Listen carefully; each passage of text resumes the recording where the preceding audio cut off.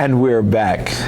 Well, I got another favorite member of East Zion Fair Baptist Church, Brother Deacon Kyree Edwards. Known Kyree for about 20-something years now as a freshman at Lincoln. He also served on the choir that I was over during the time, and he has been such a blessing, and it was a blessing when you and your wife decided to come and be a part of us. Yeah. So we're just grateful to God. Today we call you in for a different type of conversation. We know you on the church side, but very few people even know, because you don't really parade who you are to people, that you are an educator who educate our children. Yes. And now that we're in the heart of this COVID season, I really wanted to spend some time talking to educators about what's going on. Earlier today, I talked to your wife about how is it going being in the classroom. Yes. I wanted to shift it a little bit and talk about how is it going being in cyber, not in the classroom. Yes. But before I go there, let me let you introduce yourself a little bit. Tell me a little bit about you, school you went to, and then we'll get into those questions. Not a problem. Thank you for having me, Pastor. I was a health and physical education major at Lincoln University, class of 2002, deuce, that's me. Yeah, he didn't say the Lincoln or none of that. He just said Lincoln University, so it shows he ain't got much pride, but go ahead. I got all the pride that I could have. That's my alma mater, orange and blue through and through. So, love my alma mater. I'm currently in master's training for my graduate degree in curriculum and instruction at GCU online, which has been interesting, both being a student virtual and delivering instruction virtually. But father of two wonderful children, as you said, you were talking with my wonderful wife. I just do what I do in terms of the work. And that's how he is. He just do what he do. And I was also teasing your wife, Sharon. I remember when y'all first really met. I know you may have already had your eye on her, but I told her it wasn't until she unveiled herself that you were able to really see the glory that God was going to give you. Well, the truth is we were friends first, absolutely friends first, and we met on with the choir, went through our time at Lincoln, and the relationship and the romance built from there. All right. 2 children later. Yes. Amen. And today is your birthday. I want to say to everyone, happy birthday to you, Brother Kyree. Oh, thank you. I appreciate it. And we appreciate all that you do for everybody else. I want to take this moment to say happy birthday to you. Thank you. All right. So let's get into our conversation regarding this whole COVID situation and how is it going with the virtual side of it? And just share as you desire. It's tough. It's very different. A lot of teachers have related it to their first year of teaching all over again, because you're trying to learn not only how to deliver the content that you're trying to get across, but it's very different trying to get a feel for the students. How much are they engaged? How much work is too much work? How much work is too little work? Then there's the entire technological barriers, not only in terms of students having the devices to utilize, but their proficiency in using the devices. So sometimes we'll assign something that we believe is within their scope, and the challenges of actually just accomplishing the assignment are more challenging than what we're actually asking them to do. And then there's the stress that the parents are experiencing in terms of, well, as a parent, if my child's stressed, I'm super stressed. Absolutely. So there's challenges that parents have trying to manage their child's stress, but also trying to make sure that they're doing what they need to do. Also trying to deal with their own difficulties and proficiencies in terms of using the technology, and it's in this format, and it's in that format, and switching between formats is a headache for everybody. I think the biggest challenge, Pastor, to be honest with you, with virtual instruction is we're taking one model of instruction and we're trying to force it to occur online. Okay. When in reality, it's a totally different way of delivering instruction. And instead of trying to learn the best way to deliver instruction online, we're just trying to take what we've done in the classroom and now make it as close to that online, and it's not realistic. So it's kind of a process of banging your head against the wall and trying to make it softer and more enjoyable for the children. But it's a big challenge. How are you faring with the older parents or grandparents who really know nothing about computers, but their children are forced to learn now online? It is a big challenge. One of the things that we've really taken time to do is try to understand what our students and our parents and our grandparents and all the different kinds of caregivers are going through to try and provide support for the children. We've really tried to take our time to go through that. Like I said, being a student in grad school as an adult learner, having my own children at home and managing their learning, we try to balance those different perspectives, and we try to really take our time and talk parents through. There are format opportunities within the technology to allow them to have an opportunity where they can share their screen, where we can see what they're actually seeing. And okay, tap on this button, tap that button. Oh, hold on, Grandma, you went too high. Come on back down. Those type of things to try and alleviate it. But the most influential thing has been saying to them that we're all in it together. Okay. Trying to reassure that some of the challenges that they're facing, we're facing. Right. Some of the insecurities that they feel, we feel. Only we have to be the expert. Right. Yeah. And try and deliver what we're delivering with some confidence. So it's really been important to really take our time to really step back and look at what we're asking the students to do. Okay. And try and truly evaluate what is possible in terms of what we're asking them to do and what is just convenient for us. For years and years, I've heard in education in various places, we want to do what's best for kids. We want to do what's best for kids. What's best for the student? What's best for the student?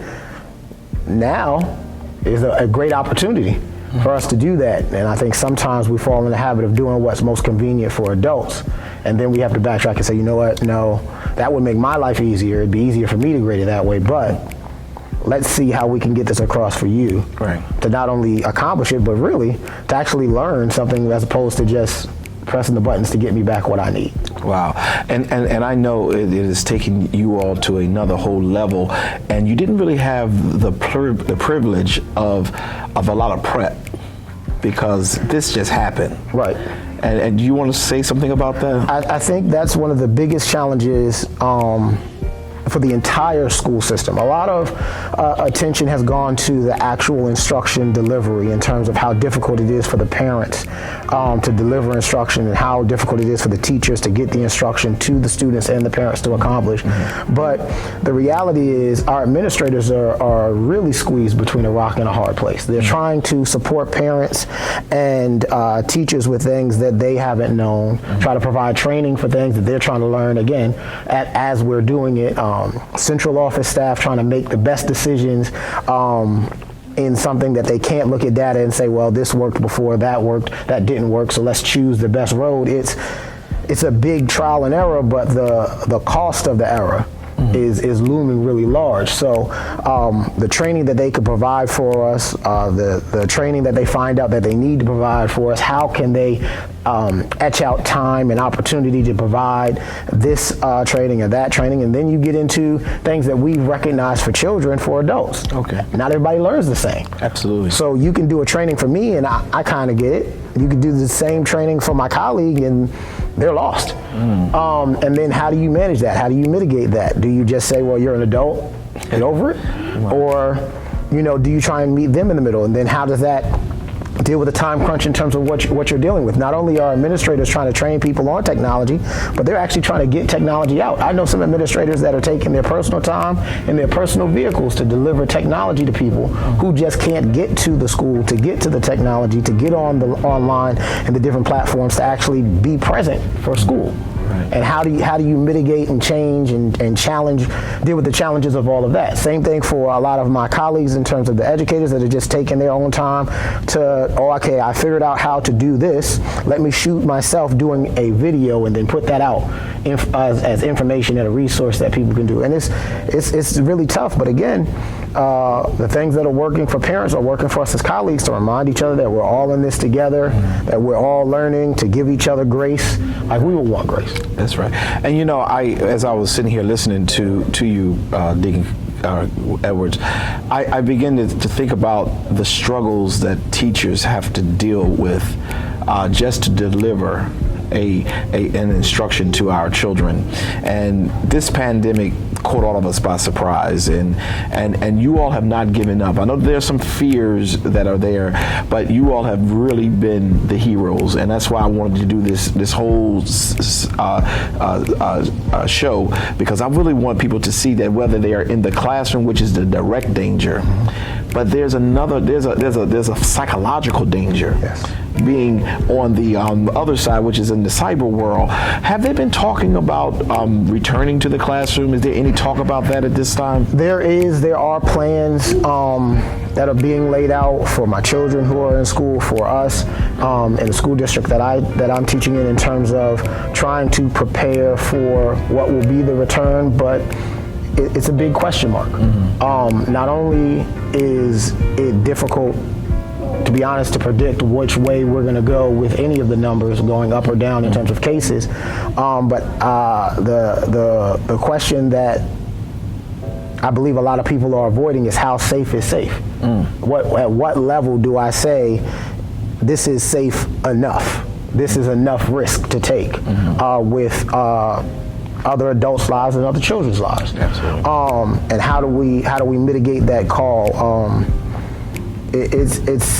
It's a bunch of question marks. It's a bunch of I don't know that we can get to a point where we'll all feel like, okay, we're completely great to go until we get further down the road in terms of the medical profession. But in the classroom and in the school buildings, it's trying to prepare for all of these different contingencies, trying to align both in terms of the PPE and the physical distancing that we're being required to prepare for, but also how do we deliver instruction? How do we move children around the building? When they come in off the school buses, where do they go? Absolutely. How's breakfast happening? How's lunch happening? How's dismissal happening?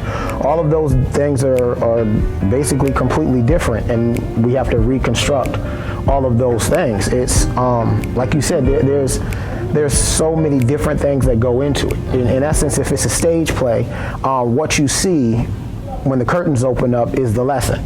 Mm-hmm. But from lighting to tech design to people that just make sure people aren't tripping and falling over costumes, is all the different things that go on in school, and the support staff and all of those individuals that make everything happen are all behind the scenes really working hard. I mean, just the custodial staff and how much more their sanitizing regimens have picked up, and what that requires. Well, how does that impact the school building when you want to have extracurricular activities, the sports activities? Right. So it's all one big orchestration that's trying to come together amidst all its challenges, and people are just working.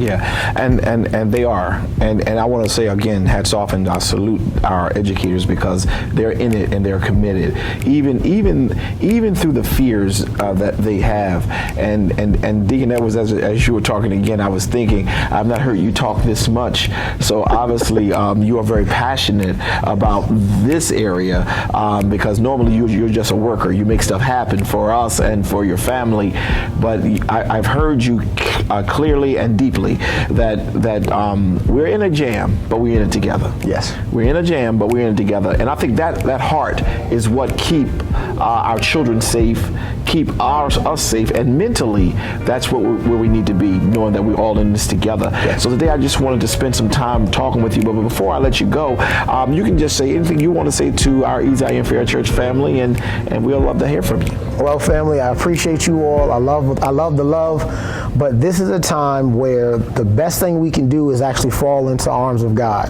to allow Him to carry us through the things that are uncertain, the things that we don't know. We could work, but because we don't know which way we're going to go, we need to work within our faith and actually rely on God to take us forward and put our work into action. Amen. I tell you, his wife is quite a preacher, so she must be rubbing off on him, because he certainly laid it out. He didn't give 3 points, but he certainly laid it out. And I do want the saints to know who are watching that Brother Deacon Edwards did acknowledge his calling into the ministry. So I wanted to say that on this show today. We have not given him his trial sermon date, but he is certainly leading the way and to becoming a quite of a preacher, we hope and pray. So we thank God for you, Deacon Edwards, and you are one of my most starched supporters, and I appreciate you so much, and I appreciate all you do for our church, and I pray that God will continue to bless you and your family. So at this time, I'll be right back.